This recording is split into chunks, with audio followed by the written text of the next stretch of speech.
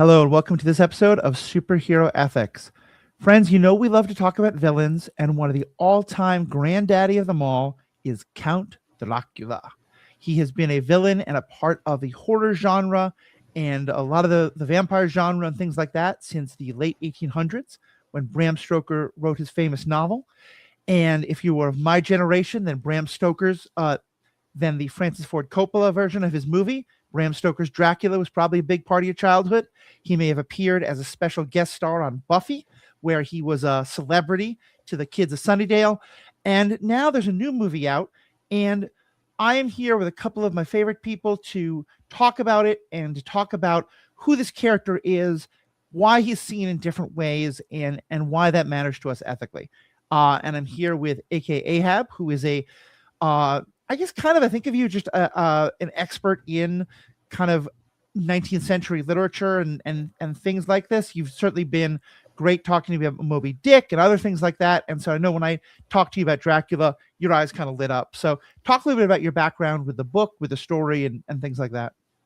Yeah, so I've read the book a while ago, and honestly, my remembrance of all the details gets muddied because there's so many iterations of the story of Dracula that they all Mm-hmm. kind of bleed Mm-hmm. together in my brain. But as someone who spent a lot of time in the horror genre broadly and doing rhetorical analysis of horror tropes and philosophical analysis of horror tropes, I mean, it's hard to escape Dracula as kind of one of the big images of horror in a lot of ways. And I'm a big fan of kind of evaluating and looking at the different ways that Dracula is used as a horror character and depicted, and kind of the different narrative and moral themes that come out of different retellings of the story of Dracula. Awesome. Awesome. Yeah. And that's, I think, going to be a big part of what we talk about today is especially in terms of how he's perceived as a villain or an anti-hero, the role of romantic versus erotic versus seduction versus force, and all of that, and how all these things play out. Also joining me for the first time is Lane. Lane is someone who is a friend of mine who I've had a number of great conversations with about Dracula and vampires and things like that, and who also does podcasting in the professional part of their lives in health field, and so just seemed like a natural fit. Lane, what's your kind of background with these topics? Well, always loved vampires from as far back as I can remember. So I think the first deep dive of Dracula was in high school. And when this new movie came out, I was so excited to go see it. We'll get to the review, mixed. But then I brought up the 92 because it was clearly an homage to, or, inspired by. Mm-hmm. And then I had to reread the book for this conversation because, it's a great book to begin with, and it's been so long. So I'm just very excited to have this conversation. Me too. Me too. And I will say that when I originally started this idea for a podcast, it was because I was exactly the right age. I was 15 years old when that movie came out. It deeply inspired me. It deeply inspired a lot of the girls who I thought were cute, and therefore even more inspired me. And so a new movie, I was like really excited about it. Since asking you both to be a part of it, I have found out a lot of pretty horrible things about Luc Besson, the writer and director of this movie. I'm not sure if he's a writer, but certainly a director and had a lot to do with it. And I'm just kind of glad, therefore, that I really didn't like the new movie. And I think we're going to wind up talking a lot more about the character and why a lot of the choices in this new one are maybe ones that we weren't so thrilled with. So maybe that we may have had good things about, but I think this is so. To be clear, this is definitely not a review of the new movie. It's not oh, hey, go see this new movie, because frankly, I'm a little sad that I put money into the pocket of this pretty horrible person who's had a lot of issues around Me Too kind of stuff and sexuality, even going back to some of his earlier movies like The Professional. But that I think and frankly, those things are probably important to know in talking about the way Dracula has always been a character who is about temptation of people, particularly women in very repressed societies, into explorations of the erotic that they might not necessarily be comfortable with. And all of his stories raise issues of consent. And so knowing he's a person for whom that has been a real questionable issue, I think is only going to further deepen this conversation. But want to make sure that I put that out there, and that this is not hey, everyone go watch this new movie. Well, yeah. So let me start with AK. tell me more about kind of your thoughts of the Dracula. You talked about how he's so important and stuff like that.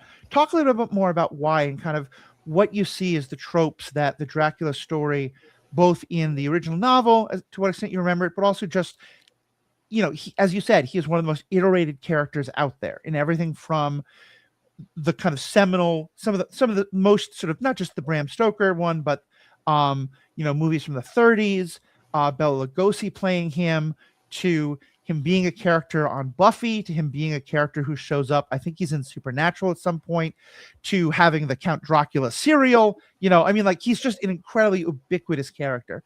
Talk a little bit about him and kind of the tropes that you see him falling into. Yeah, I mean, I think Really. as a character of evil, Dracula falls into this like mythic category that coming into kind of the modern era we lost some of the sense of. So when you have a kind of a people, a nation, a culture that's deeply religious, you have the kind of images of devils or demons or evil that kind of hold this place as like, oh, these are the personifications of a certain kind of evil. And Dracula comes about kind of as we're passing by that, where the world is moving more towards a secular way of viewing things, much more towards a kind of like like the Enlightenment period and stuff had kind of altered and shifted our relationship to the concepts of good and evil. And then we get Dracula, and Dracula kind of gets pulled forward through this progression and played with as a character that is personifying evil in some ways, but also then becomes this site for question of whether or not there is like nuance or complication in the relation to evil. Kind of whether or not like the nature of humanity is something that can be played with through the image of the vampire, and then the image of the vampire most famously appears in relation to Dracula or in contextualization to Dracula, because it was Dracula that kind of set the standard for a lot of the way that vampire stories shake out. I think for me, it's kind of hard to separate Dracula from Carmilla. Carmilla came out before Dracula and kind of set the stage a little bit for some of these vampiric expectations. But in both Dracula and Carmilla, one of the central themes is kind of like sexual exploitation, sexual promiscuity, and kind of questions of consent and coercion. And I think that the image of Dracula has been used both as a kind of positive element of sexual liberation, like the vampire stands as this kind of like escape for a lot of people who were living in conditions of sexual repression, and simultaneously Dracula stands as this kind of perpetrator, this violent figure in his relationship to evil and coercion, and all of those themes I get seen played with a lot. I think the other thing that I've seen a lot with Dracula is this kind of question of him as a father figure or as a husband. And I think both of those things allow or kind of broaden the playground for playing with him in the relation to these narrative themes. I think that some of my favorite depictions of Dracula are him as a father or as a husband, which is something this movie played with in kind of interesting ways. But I think that like the question of masculinity is also very tied up in Dracula, and the question of the role of men in society is very tied up with the character and the figure of Dracula. Yeah, 100%, if I may, because there is no story without, Mina and Lucy's protectors, who are kind of there to step in and put her on the path to, even though ultimately she is the one in the book who comes up with the timetables to help them defeat Dracula.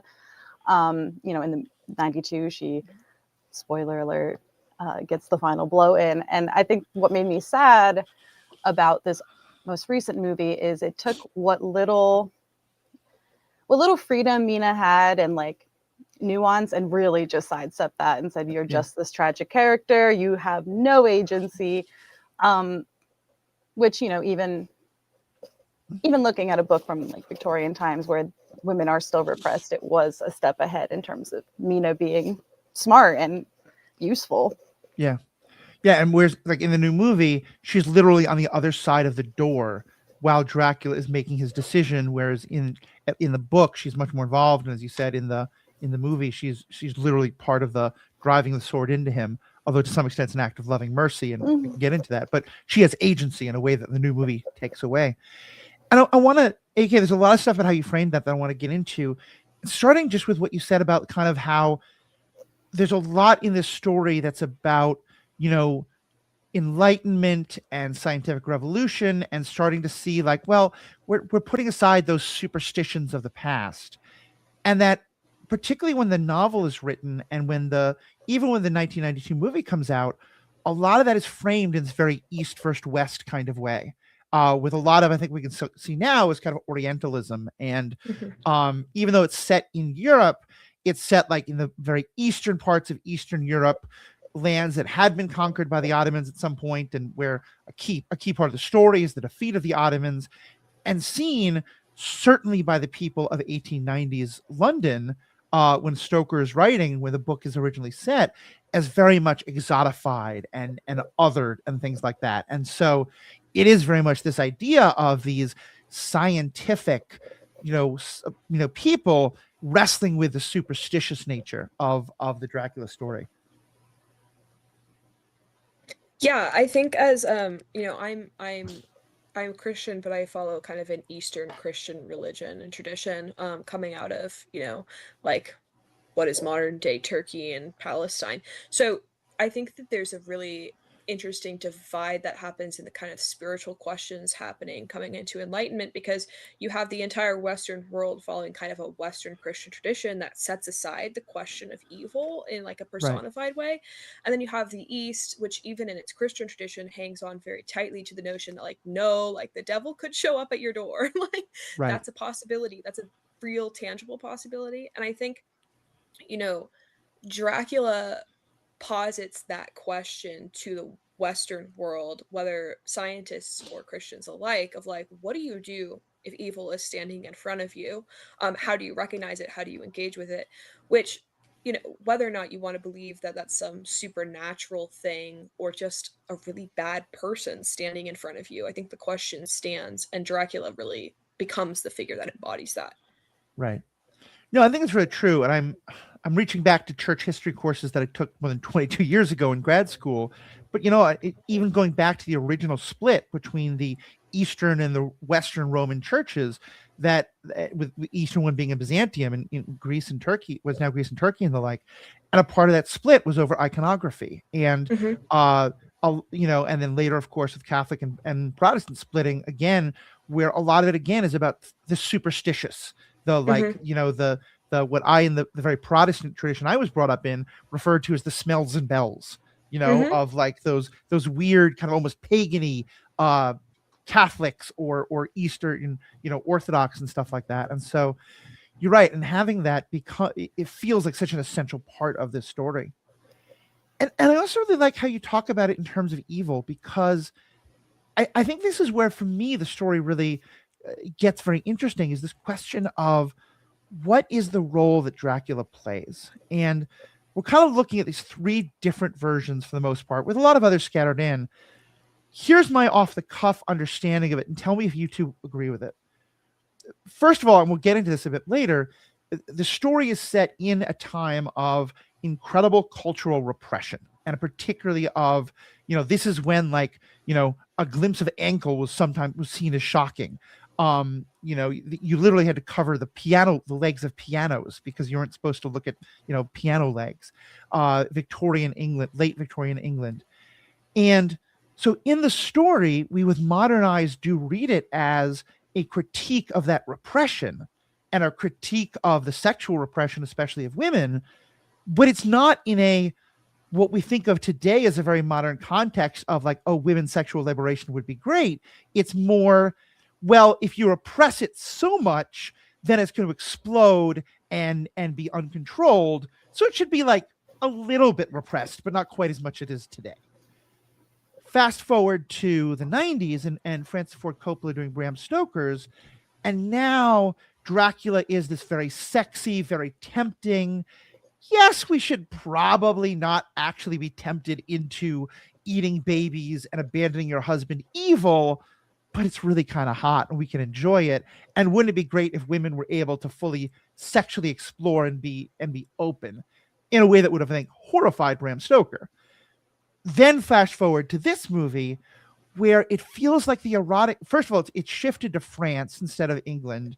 So there's none of the kind of repression that you get. And granted, the director is himself French, but that also, it really changes the story. And now it's much more about this romantic anti-hero who is chasing his bride who died tragically. And we'll get to that. And so it feels like it's we've gone from that character who was evil to that character of he's evil, but he's really hot. And so it's kind of okay, to just, no, he's just romantic and willing to do anything, including some terrible things, because he's so in love with you. Is that kind of and that's what I mean by the kind of shift from villain to anti-hero. Does that feel a fair description of the three? Yeah, I would say that I think that's a pretty fair description of the three. I think upon watching the movie, that is not the analysis I would have given of the most recent one. I think my read of the most recent one was like, wow, this is a really interesting depiction of how evil justifies itself. And how like evil people convince themselves that they're justified in their acts of evil because they have feeling of love, because they have a human desire. Whether or not that's the intent of the movie to convey is a different question. But that my takeaway from this movie was like, no, like this remains evil regardless of whatever kind of human motivations or loving motivations might actually be present within the individual acting. But I don't know, what are your thoughts? Yeah, the shift to romantic hero or anti-hero has always been interesting, because in all of the adaptations, they don't remove Dracula's consent issues. And for me personally, if you're so invested in this person, especially in these two movie adaptations, so in the book, you don't have that like love interest. He is truly a soulless walking monster. In the love stories, it's a little like, oh, you missed me so much. You went and made some other vampire ladies, and also in this newest movie created a perfume, a roofie, if you will. And while it led to some unfortunately fun scenes, he uses it liberally throughout the film. So in just every adaptation, they don't remove this. And it's interesting to me that we, like, as an audience, can look at this character and still root for him, even though we're seeing these things. And what does that say that each adaptation keeps this aspect of Dracula, even when they're trying to make him a love interest or an anti-hero? It's kind of... Yeah, and I can definitely think of some adaptations. Two of my favorite kind of Dracula adaptations stray quite broadly from the source material, but one of my favorite adaptations of Dracula is the Dracula from the Netflix show Castlevania. And in that show, there isn't the consent issue, right? His wife comes to him. They're fully engaged as equals. They learn and teach with one another. It's only after her death that he kind of descends into madness. And the other articulation or like retelling of Dracula that I really enjoy is also the Netflix miniseries Dracula. And in that one, I think there is a tension intentionally posited about the consent of the female lead, Van Helsing, that ultimately resolves in explicit consent. And that explicit consent is kind of the redemption and the end of the story.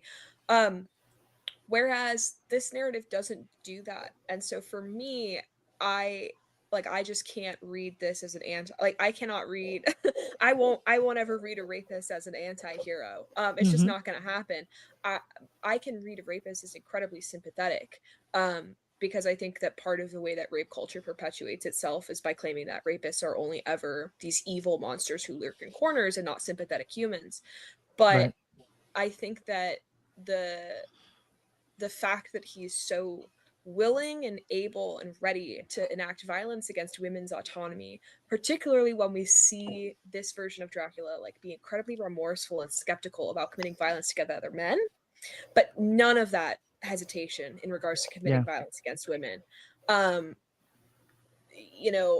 I see someone who's very deeply confused and who's acting with a lot of violence, even if it's not being explicitly kind of like recognized.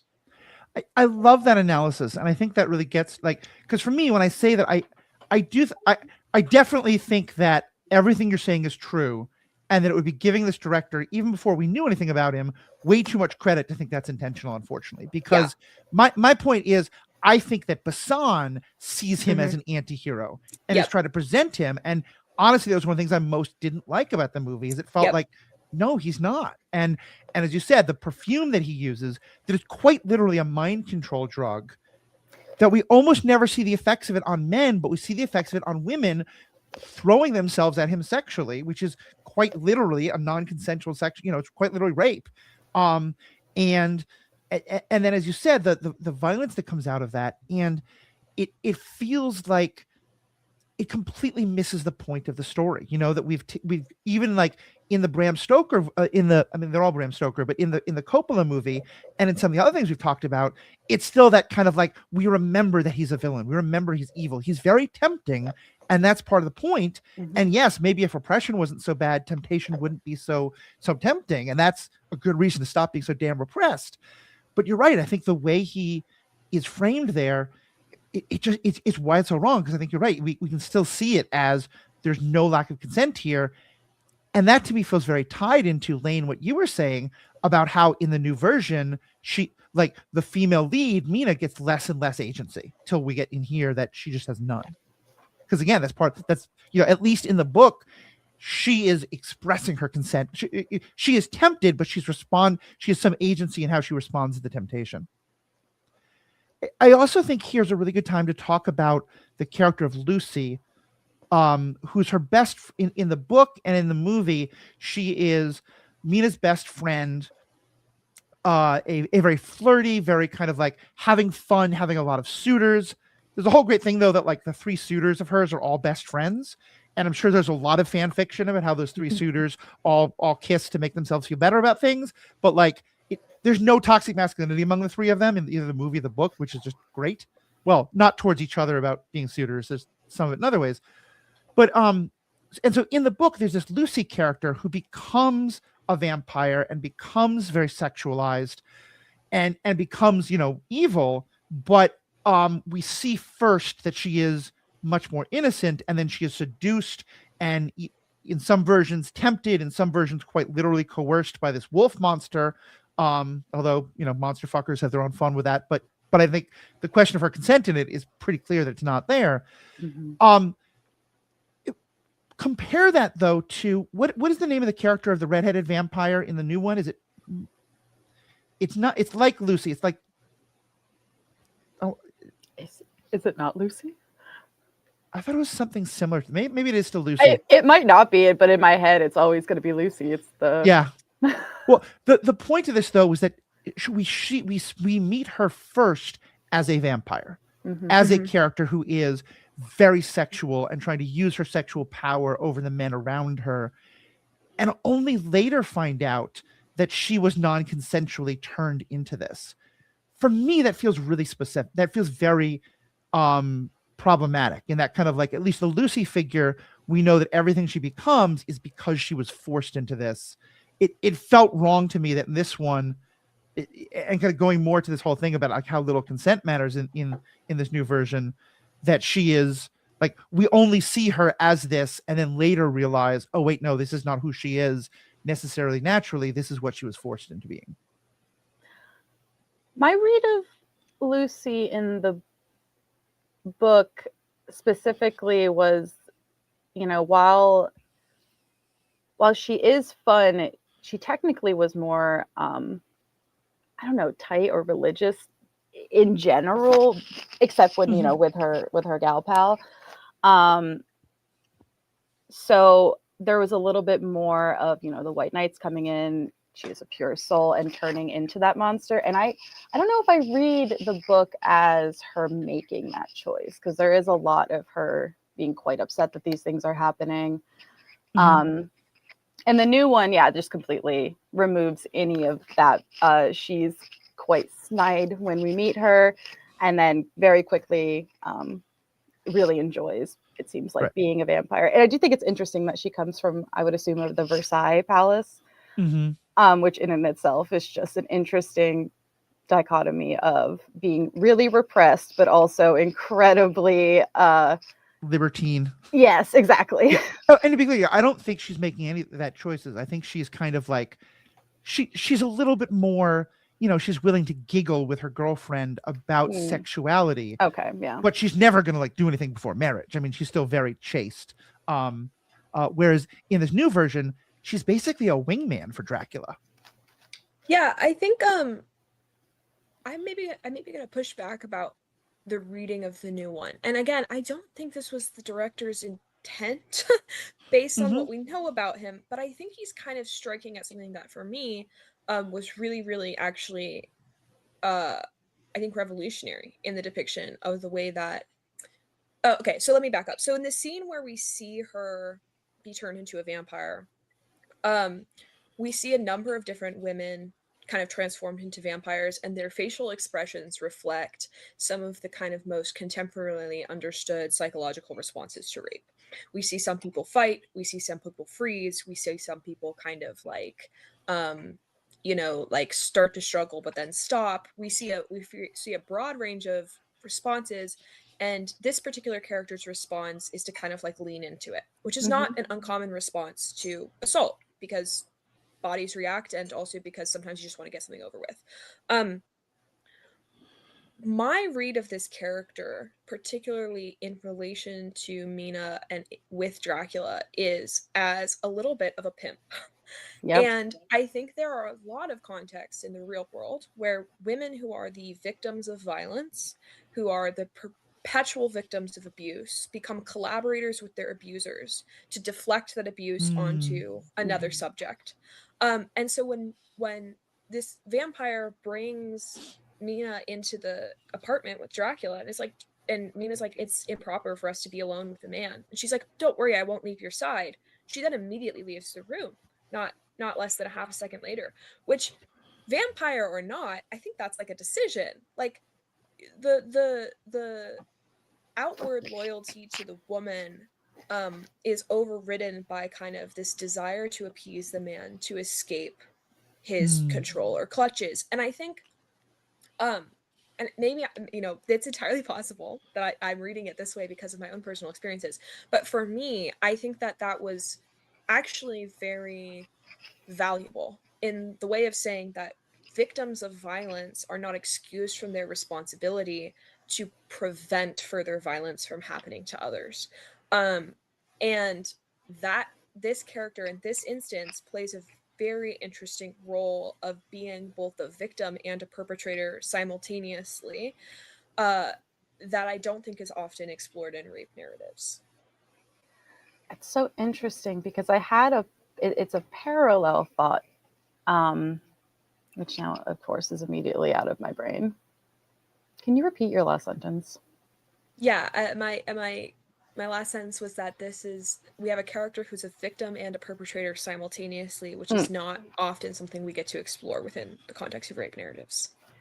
Yes. Okay. And this could be colored by knowing the director, is that I think it is easier maybe for an audience to swallow that this guy isn't as bad if the woman character is the one. And it's similar in how women can, be abused and become abusers, it's luring people in because of that narrative. So yeah, it's just interesting. And learning retrospectively about the director and his history of violence against women, I was mostly shocked, like, why would you tell on yourself so aggressively? Like, so much of the movie to me felt like a very real depiction of how this violence happens in the real world. And knowing the director has a history with this violence is like, what? Like, I feel like something very true is coming through. Yeah. Whether or not the director intends it to come through as true as it's coming through. Because I think he intends it to serve a narrative. Yeah. And what I'm reading overwhelmingly in a lot of these scenes is not the narrative the director's intending to give, but the very real depiction of how the violence plays out, if that makes sense. And I think this is why I'm so glad you're on this the way both of you are on this podcast, because I was definitely seeing it as the narrative that the creator was trying to give me, which I really didn't like. And I wanted to come on here and talk about why it's bad. But I think that you're right, that there's a lot of stuff there that you were seeing that I wasn't, that is coming through without intention. And I think the point here is so brilliant because it's so meta, because in the same way that we're just going to call her Lucy, Lucy is like pretending that it's okay, don't worry, Dracula's not that bad, is the exact same way that like in the movie she's kind of doing that, and in the exact same way that happens in the real world. We talk about Maxine Gillan, I think the only person of the Epstein empire so far who's gone to jail, who I think plays that kind of a role. I'm terrible with names, I apologize, but the actress who was on Smallville, who wound up becoming part of kind of a sex cult and being a very big, I think was one of its first victims, and also helped to recruit a lot of the said people. You're right, I hadn't even thought about, because again, I was thinking of her very much in terms of the Lucy character that I know so well, and being like, well, this is kind of fun, because she does have very much the kind of like sexual bad girl energy that's a lot of fun to watch on screen. Oh, that actress nailed the character. Oh, for sure. Great performance. Right. Yeah, fantastic. But I was thinking of it in terms of like, we didn't see what she was before the way we do with Lucy. This is so interesting. Right. But you're right. There's just that whole other dynamic there of, her because like I think in the original and in the 90s movie, I think she still has a very innocent approach to sexuality, but she owns a copy of the Kama Sutra in the movie and is like blushing with Mina and showing it to her. And I think that's kind of like the implication is that she is helping to push Mina along towards maybe being a little bit more turned on and excited about her wedding night in a way that Dracula is able to then take advantage of. But that's not Lucy's goal in any way, the way it very much is here in this one. Right. Yeah. Which is interesting because it means it makes Dracula not so bad because now other people are doing some of his dirty work for him. Yeah, and I think that is very much the intent, but again, as someone who like is capable of connecting real world scenarios to what's being depicted, that makes Dracula worse. You've now just added layers to your degrees of deception. You are weaponizing women who are victims against other women to perpetuate additional victimhood. Like you're literally feeding off of the victims you have to create new victims. And that's like even more abysmal. Like just show up as a monster at the door. Like that would be frankly more, it's the complicated discussion that happens a lot with assault, which is like oftentimes there's the emotional complication of like people who are assaulted, particularly by loved ones or people that they trust or people that they know, are like, I would have rather been jumped in the alleyway, because like at least then there's not the emotional deception. And this Dracula is playing so heavily into like all the emotional manipulation he can possibly get at to strip autonomy at every single level, that is like in some ways to me even like more horrific, because he's doing it all while internally justified, thinking he's doing it out of an act of love. And the conclusion of the movie is like, if you love this person, you have to stop, and you have to like stop in a way that demands accountability, even to the point of death. And that's what I really can't get about the director. It's like, you ended this film with the accountability ending in death, and you can't look in the mirror and see that maybe like some accountability is demanded of you. I'm gonna push back a tiny bit on the ending, because I felt in seeing that Dracula still gets the one up. He made the decision, and it was selfish. And in the end, like, he dooms Mina or Elizabeth to the same exact, what started his own monstrous journey. And for me, he's blindly following this priest in the beginning who's saying, go forth, do all of this horrific violence. Even Elizabeth's like, I think God just kind of wants us all to love each other. Like, nah, shut up, get over there. And in the end, she is left with this hatred. She is going to carry him. He gets to go out being like, I'm the good guy. And then later we see a bunch of the gargoyles transformed into children and stumbling out of the castle. And it's like, there is a framing to trying to make him be like, this was an act of redemption for myself, where I personally think it was him wanting to get out of the complicated mess he made in the easiest way possible to make himself feel like the good guy.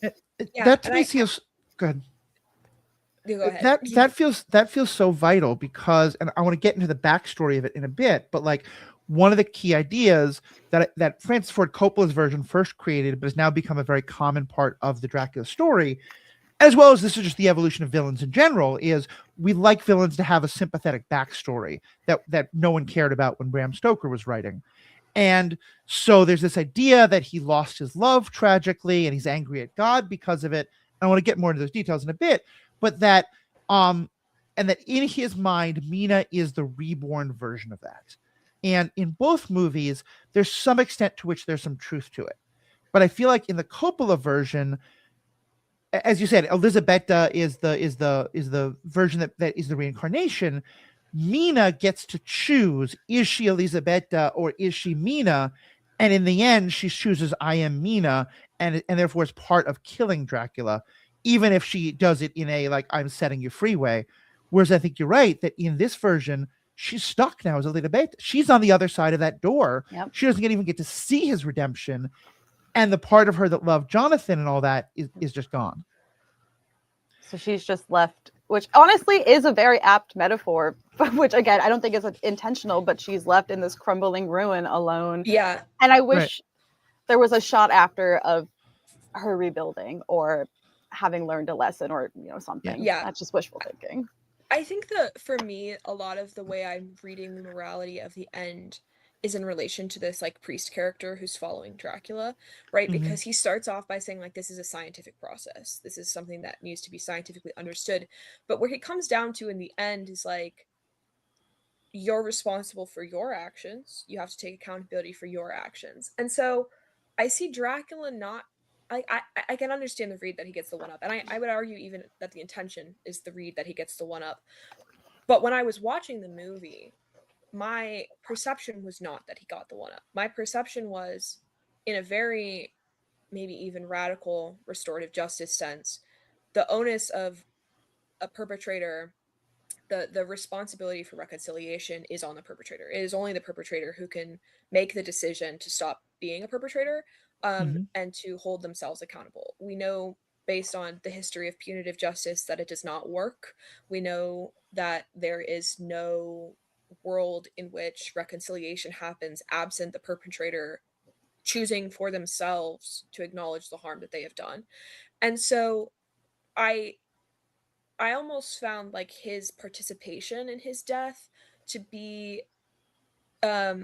interesting subversion in the sense of there's no way he can undo the harm he did to Mina, to Elisabetta. Yeah. There's no way he can undo the harm he did to these children, the gargoyles. The ruin stands after he's done. People's lives have been destroyed. There is no there's no happy ending. There's no redemption. There's just a cessation of the violence. Right. And the cessation of the violence is all that can happen. Like that is the only option. It's not going to be some grand reveal, and that I liked. And I again, I'm in this tough spot where like I think the movie, like I actually enjoyed the movie, and then like learning more about the director, I was like, holy shit, like how did this happen? Because so much of what I thought the movie was saying, with the context of who the director is and how he's written other films, just seems completely incompatible. But I don't know what to do because I don't feel like it undoes the reality of what I watched on screen and like my capacity to read what was happening there and take like real fundamental truths from it. Because the priest ultimately comes down to the not a scientific position of like this is how you methodologically resolve harm, but a spiritual position of like you need to worry about the salvation of your soul. You need to stop perpetuating harm. You need to stop committing violence, or you are damning everybody around you. And the only hope for them is for you to leave. And that was really powerful. Like, that was really moving. But I think your guys' readings are also correct that there are like 100 different ways in which this could be intended very problematically. Yeah. I think everyone's religious background also definitely plays a part to this. So I went from Methodist to having to go to be in Catholic. And there is some of that witchcrafty to, get at that all out of there. But I always grapple and within this context of Christianity of being able to just say, I'm sorry. which is almost like his quick, I'm dead, I'm sorry, and you're absolved. And now he gets to go to heaven. Yeah. And so that's, I guess, where my Yeah. But I totally agree with your read as well. Yeah, and I think,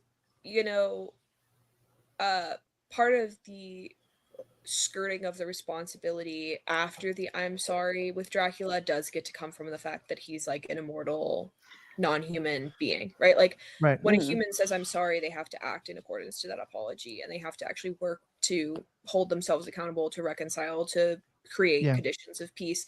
Dracula kind of gets the out because he's an immortal vampire, and so the option is to just stop doing what he's doing and die.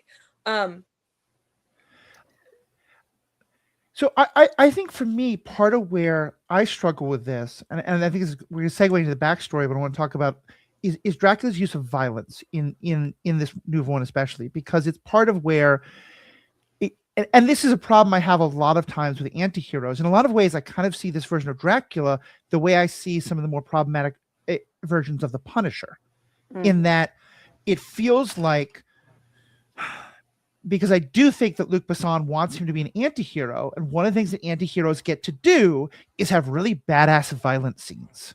Because, well, someone's not supposed to like have quite so much fun decapitating the villains, but they're villains, they're bad, And so when we get these soldiers who come and attack his house, and by the way, I think they're French soldiers attacking the home of a Romanian noble. It's fine, don't worry, it's just a quick war.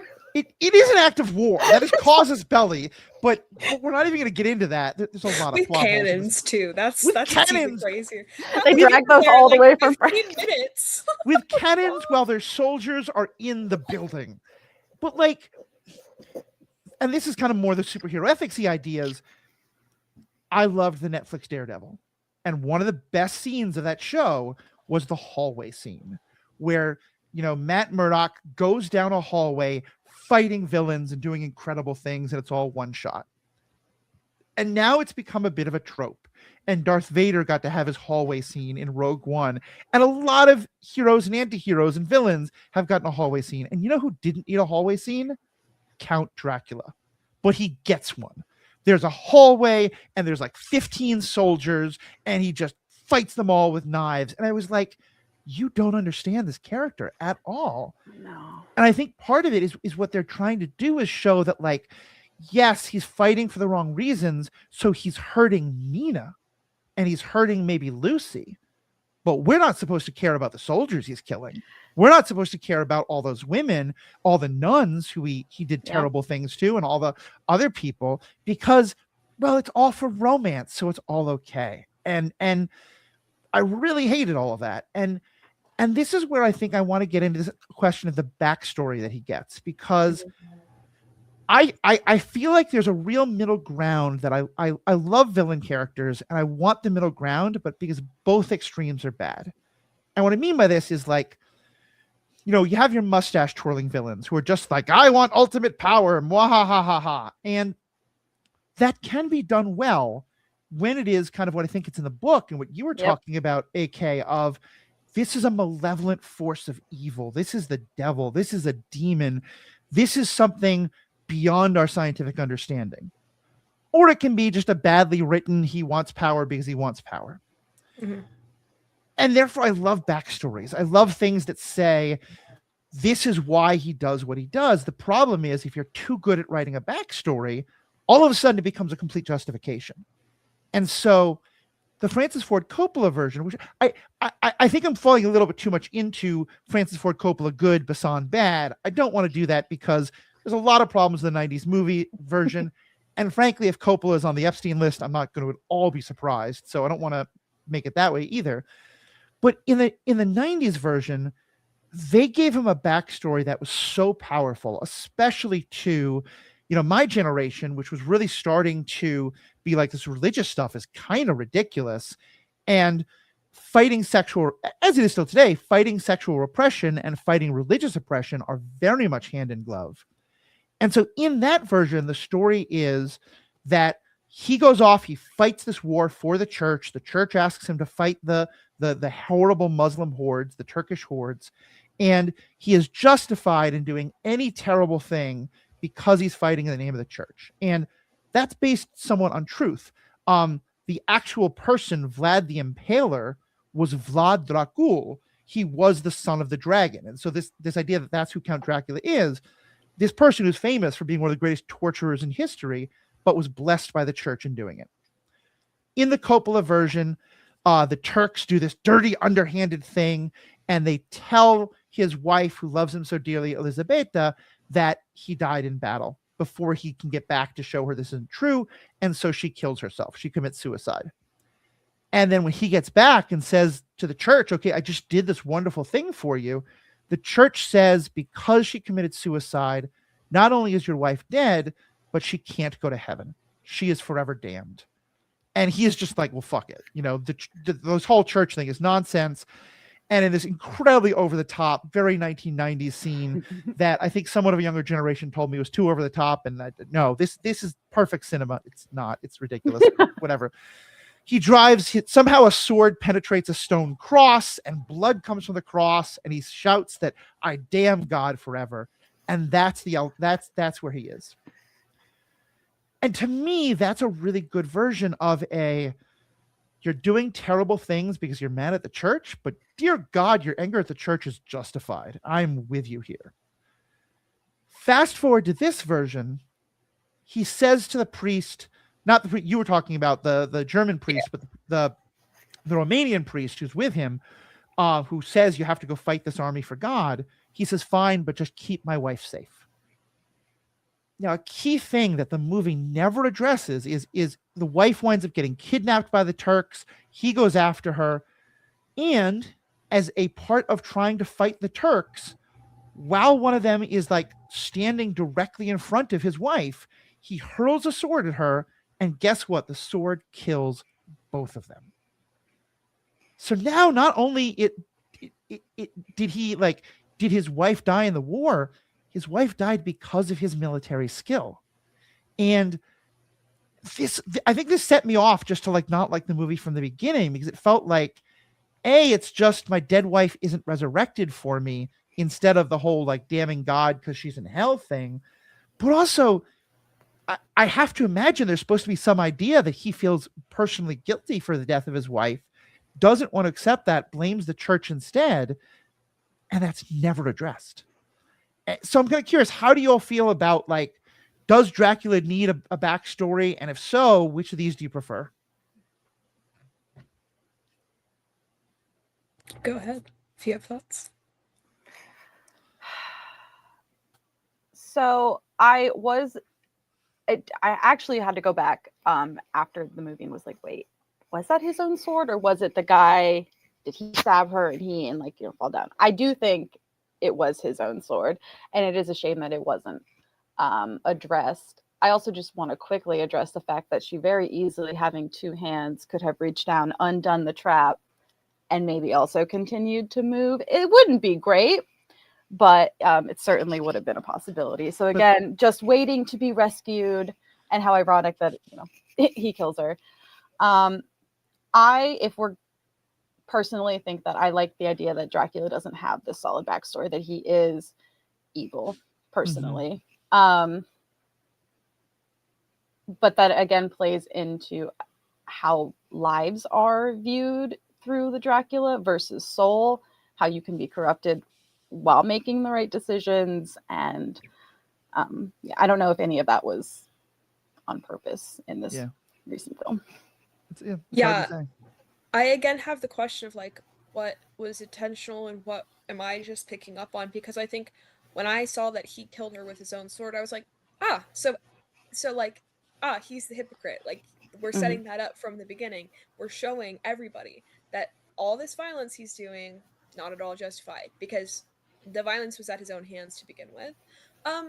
Which I actually kind of liked, because I did feel that the conclusion narrative of being God never commanded you to kill, you chose to kill, that's on you, regardless of who told you to do what, you decided to kill, is a pretty profound statement. Actually, regardless of what anybody tells you to do, regardless of what any institution tells you to do, your acts of violence are on your hands until you die. and after you die, right, you'll be like held accountable for them. But I do wish there'd been more explicit kind of conversation around the fact that he killed Elisabetta in the first place. I think where I'm reading maybe some resolution of that narrative is at the end, with the fact that he's also damned Mina now. Like, he repeats this mistake and then leaves the wake of the wreckage to be dealt with by other people.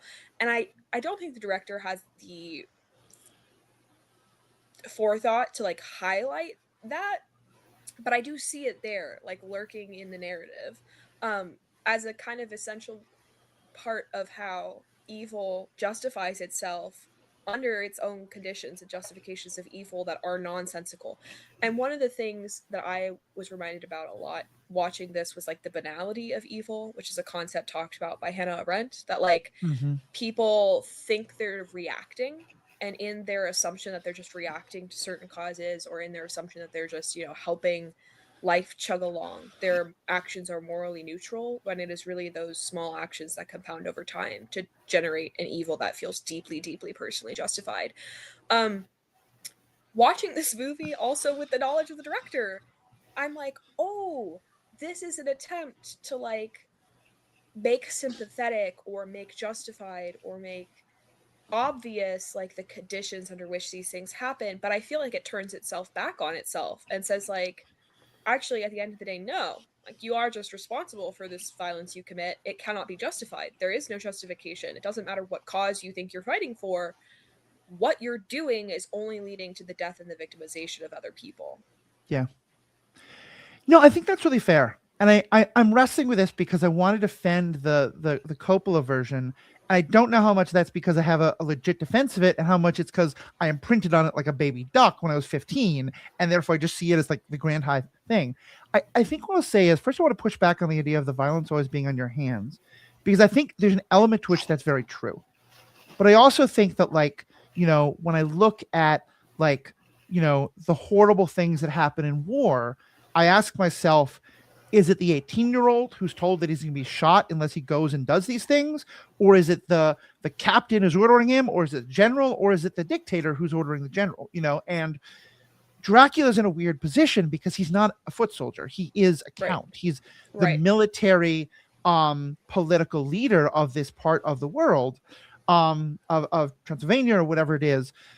But he's also completely at the control of the church and very much at the naivete of the church. And I think, for me, the line that I like to see is, I feel like too often we act like blame is zero sum. And because I think the word you kept using, justification, is so important.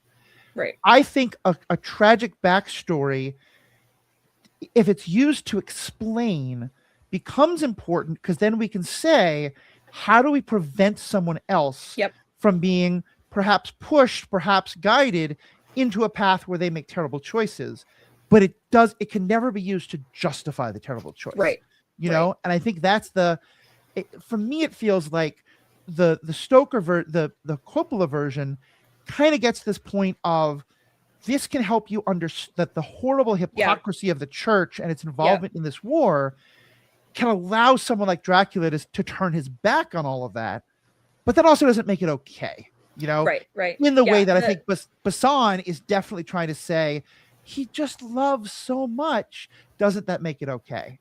And in the Coppola film, there is actual depictions of him looking truly monstrous still. And, you know, there are parts in the new one where he's not like looking his best, but like he's certainly not like the Wolfman, very hairy, very obviously bat-like. So like there. Oh, that old version of him looked like Darth Sidious to me. Like. Yeah, and like it was a pale comparison of like the Gary Oldman, who has like a heart. His hair is shaped into a heart, and it's just ridiculous and so over the top and so good. And if we're mentioning that this Dracula, his shadow doing his own little thing in the background versus the book where he has no shadow, and how certain choices can be made that are very different and still be fun and narratively interesting, I found that to be a really cool, addition, especially with lights. And the fact the world is now so much brighter, and how insidious that something in the dark can kind of travel in this way. I felt similarly about the addition of the gargoyles that then are revealed to be children at the end, because I was watching the whole movie like, what are these CGI So bad. gargoyles here for? Like, is it comedic relief? Like, what's the deal? And then at the end, when they walk out as children, I'm like, oh, like Yeah. there's that little connection to the fact that, like, yeah, actually, when you're talking about narratives of sexual assault and rape, like the other victim involved is often children who now have no place in the world. Yeah. Yeah, and you're right. They just walk out. Yep. Like Yeah. all of our heroes who came there and all the soldiers, none of them seem at all interested in them. And that's also one of the things I think about this movie is that I think there are people who make the accusation that movies today are a lot more afraid of the erotic than that used to be. And I should say I should just say are a lot less horny or a lot less erotic than maybe used to be the case. And afraid of the erotic is putting a values judgment on it. I think there's good arguments made both ways. I definitely think, though, if you want to compare the two, comparing these two versions of Dracula, because the gargoyles are the stand-ins for what in the book and then very like almost softcore porny depicted in the movie in a way that, again, at 15, woohoo. Today, I'm like, maybe we didn't need this, but also still woohoo. But you know what I mean? Is like very highly sexualized. It's these three sort of like vampire children of Dracula, the father figure, who are kind of the epitome of like sex demons, you know, in this like incredibly seductive, incredibly erotic. They're making out with each other. They're making out with poor Jonathan. Oh, but by the way, they're literally eating a baby. Like in the most, like, if you think about like what's the most evil thing a woman can do in a world that values women for motherhood. Oh, like Francis Ford Coppola was not subtle in any way, shape, or form in this movie. But yeah, so to me, the Gargoyles was such an interesting choice of removing that element entirely and giving us these literally androgynous, desexualized, dehumanified servants for him that I think could have been interesting if they made the gargoyles scary. Instead, they felt almost like Disney. Like I felt like they were getting ready to sell me a stuffed gargoyle toy at the end. Yep. Yeah, there were a lot of choices in the movie where I was like, I feel like this could have been something. And the execution was interesting, you know? Like, I think some of those dance scenes, like some of the scenes with the perfume, really interesting, awesome choreography. The costuming, gorgeous. Where does it sit in the narrative? Who's to say? Like, what, the pacing and the use of montage to tell the story was certainly, and it's interesting, and maybe why there's so many ability to interpret it different ways, because it truly is so montaged. With the most like important scenes. Yeah, and in some ways, I think like reading it, like I was reading it very abstractly. And when you remove it from that kind of abstract context, there a lot more problems appear, because like you're not given the safety of the abstractness that I think I was initially observing the film in. Yeah. I think also like, okay, this character can literally mind control others and force them to do his will. That sounds horribly evil. This character forces other people to do his will, which means enacting silly dances. That's not a villain. That's a scamp. That's a harmless little guy, except that we know in between all that, he's also taking horrible advantage of them as food, as sexual creatures, as non-consent, you know, as all that. And so I believe he literally says to Jonathan, like, you know, those were the good times, you know, you get it, bro. Like, what's a guy to do? Yeah. I think that for me that was refreshing, but I think that I definitely see the concern that an average audience would read that as non-threatening, right? For me, as someone who studies sexual violence and rape culture, I was like, yep, because often it is the people who are just seen as harmless little guys that are like seriously messing people's lives up. That's great. Thanks for showing us that. And then, you know, talking with you guys and learning more about the director and thinking about the context of the film beyond my own experience, like, oh yeah, what degree does like to what kind of responsibility do films have to be explicit about whether something is just silly haha or evil? And like, I don't know that this movie is taking that responsibility particularly seriously. Yeah, because at first I feel like if you want to make him a heroic character, you have to lean into that. If he Yeah. really does, like, because one of the things is that in the book and in the movie, he's not ever thinking about that he's going to find Elisabetta again until he sees Mina. Whereas in this new version, literally that's all he cares about is he's looking for her the whole time. Mm-hmm. And and so I feel like that really makes a huge difference. And I feel like you could have made an interesting movie here that's really about like stripping away a lot of the evil, that maybe like Mm-hmm. he's not doing evil, but he's looked on that way and he's misunderstood. Yep. And then I want to actually go back to the erotic point one more time, because I do think the more I think about it, like I heard myself say like, oh, movies today are afraid of the erotic. I think that's way too judgmental. And I do think that, like I said, the book is written at a time of horrific sexual repression. Yep. The movie in the 90s is made at a time of where HIV/AIDS is at like its worst, one of its worst points. And there is like horrific sexual fear, if not repression. And while I don't necessarily agree with this, I think there's certainly a lot of people who would look at today and go, well, maybe a little more sexual repression wouldn't be the worst thing in the world. And I could kind of see like if this, I think there's something powerful about taking a story and asking how does it look at a different time? And so to take a story and say, how does this story look against the background of not Victorian England repression, but French libertine debauchery? Kind of, because we're now in an age of like being a little bit more debauched than the 90s or the 1890s. That could have been a really interesting story, but we don't actually get that in any way. Yeah, and I think one of the things I was thinking about was like the relationship with consent between the dynamics of, you know, the Victorian era, where if you can't say yes, you can't say no, right? Like that's one of the things talked about in consent culture a lot.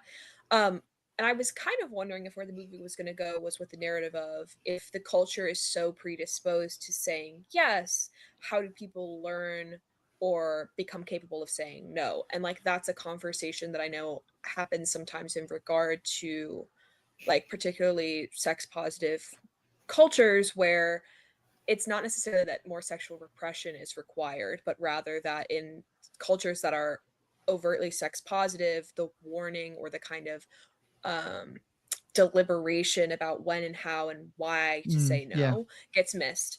And I was like wondering if that was the direction the movie was going to go, and then it just didn't. Yeah. No, you're right. Especially because I think a theme of the book is kind of this idea, and certainly in the movie, of part of why Mina is taken in is she literally doesn't understand why she feels the way that Dracula makes her feel, because no one's ever told her what being horny feels like. No one's ever talked to her about the idea that she's a sexual creature and she's going to get turned on, and that you can make conscious decisions about what to do with that feeling.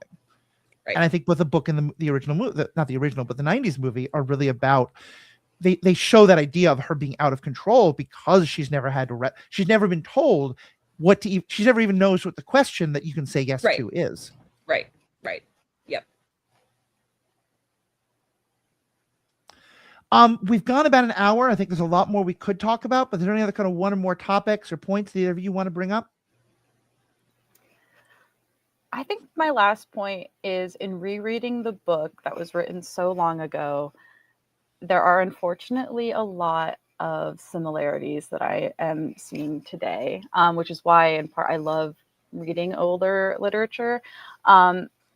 This fear of the outside, the violence you enact in trying to protect yourself without understanding. It's a great, story. And if anyone else out there hasn't reread it since high school, I definitely would recommend picking it up again. Read old books. Yeah.